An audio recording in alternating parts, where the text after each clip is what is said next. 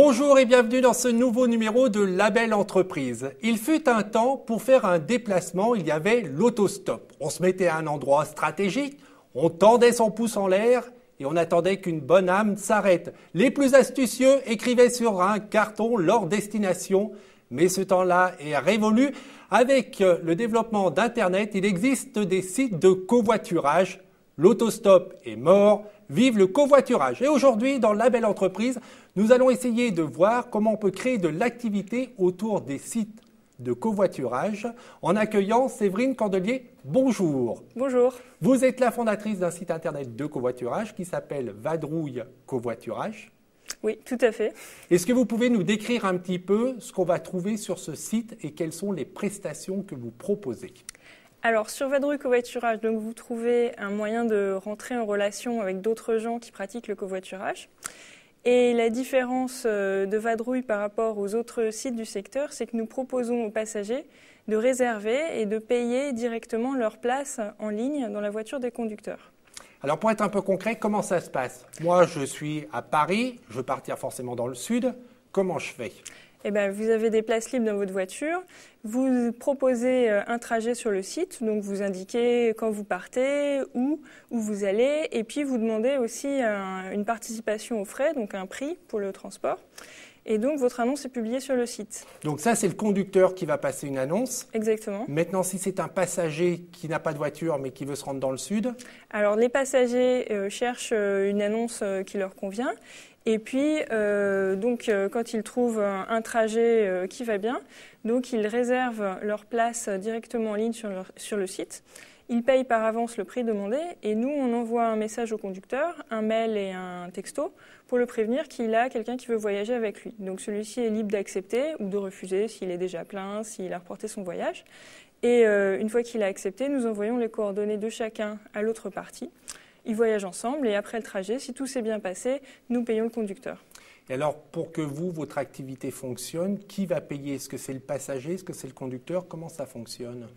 Alors, nous, on se rémunère effectivement en prenant une commission sur le montant des trajets qui est prélevée si le trajet s'est bien passé, si tout le monde est satisfait, si le conducteur a été payé. Et cette commission, qui est en moyenne de 2 €, nous la répartissons sur le passager et le conducteur en fonction du prix de marché d'un trajet. Voilà. Aujourd'hui, des fois, on est un peu, dubitatif sur l'économie sur Internet. Aujourd'hui, est-ce que vous arrivez à vivre de votre activité ? Alors, aujourd'hui, non. Clairement, non. Parce que pour lancer un site Internet, quel que soit le modèle économique, il faut avoir énormément de trafic. Et ça, c'est quelque chose qui prend du temps. Donc, un site Internet n'est rarement rentable avant 2-3 ans, selon le modèle qu'on a choisi. Vous avez créé votre entreprise il y a quoi ? Il y a 1 an et demi ? Alors, l'entreprise est créée depuis un petit peu moins d'1 an et demi, oui, et le site est en ligne depuis juillet dernier. Donc, vous estimez que d'ici 2 ans, ce sera à peu près viable et que vous pourrez commencer à tirer un revenu de votre activité ? Oui. Alors 2 ans, selon les différents scénarios, les différents partenariats qu'on réussira à nouer, ou l'intérêt pour le covoiturage qui est lié à l'actualité, à la montée des prix de l'essence ou pas, ça peut aller plus ou moins vite ou plus ou moins lentement. Et aujourd'hui, pour qu'on ait une petite idée, vous avez combien de personnes, par exemple, de conducteurs qui sont recensés ou de trajets qui sont recensés par mois sur votre site Internet ? Et combien faudrait-il de trajets par mois pour que, justement, vous ayez atteint le point d'équilibre ? Alors, au total, on a, là, à l'heure actuelle, aujourd'hui, on propose 2500 trajets à venir à partir d'aujourd'hui. Et pour qu'on commence à être à peu près rentable, il nous en faudrait 5 à 10 fois plus à peu près. Alors, comment vous est venue cette idée de créer ce site de covoiturage ? Qu'est-ce qui vous a motivé ? Alors, moi, j'ai toujours voulu créer mon entreprise, enfin, depuis que j'ai commencé à travailler. Initialement, j'étais salariée. Et je cherchais des projets dans le domaine du développement durable. Et tous les projets dans le domaine de la mobilité m'intéressaient plus particulièrement. Donc, en faisant des études de marché pour d'autres projets, j'ai eu cette idée, je l'ai creusée, puis elle correspondait assez bien avec mes compétences et mon envie de faire quelque chose sur le web. Et je reviens juste un petit peu sur cette économie sur Internet et du covoiturage. Il me semble qu'il y a de plus en plus de collectivités territoriales qui, par exemple, créent des sites ou des banques de données de covoiturage. Vous pensez que vous allez arriver à faire votre place ?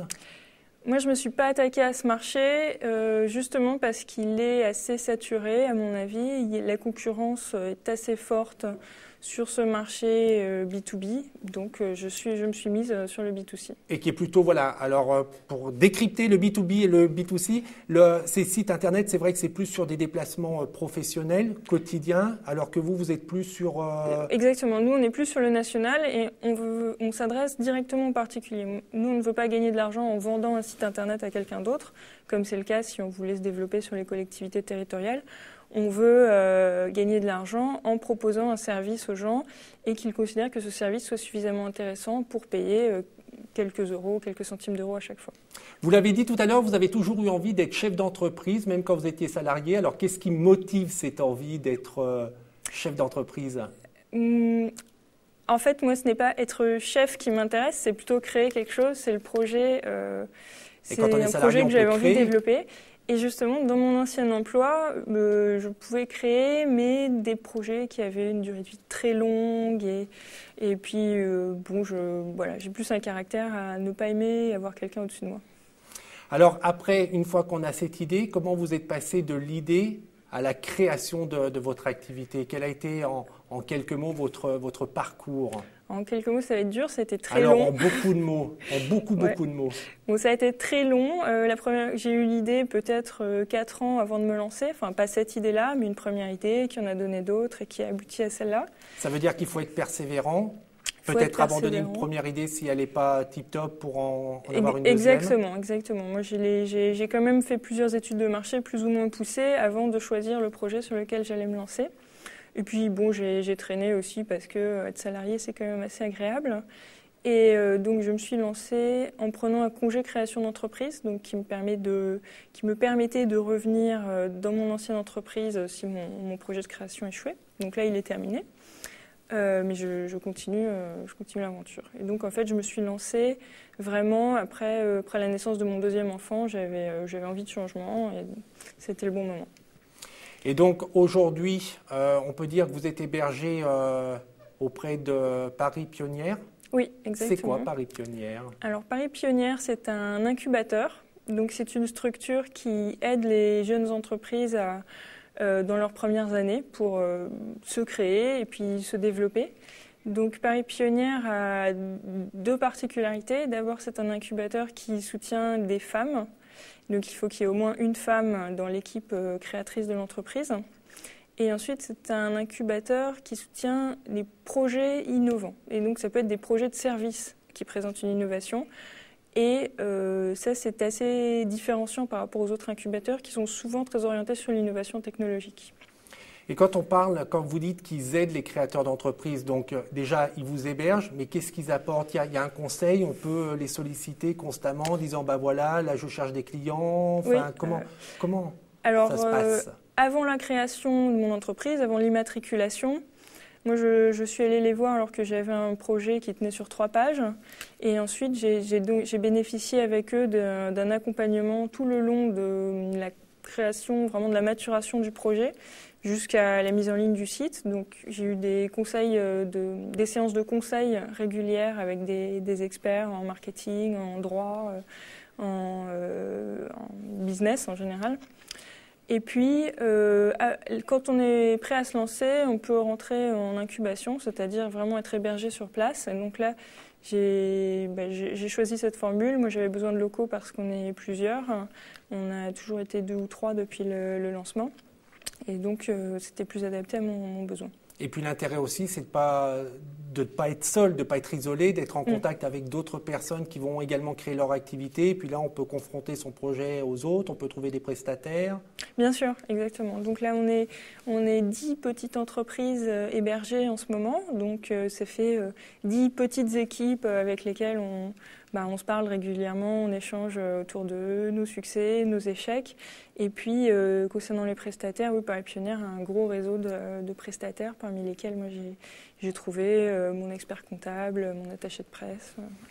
On peut préciser aussi que pendant votre parcours de créatrice d'entreprise, vous avez suivi une formation auprès de la CCIP, la Chambre de commerce et d'industrie de Paris. Là aussi, est-ce que c'est quelque chose que vous pourriez recommander aux futurs créateurs d'entreprises que de suivre des formations?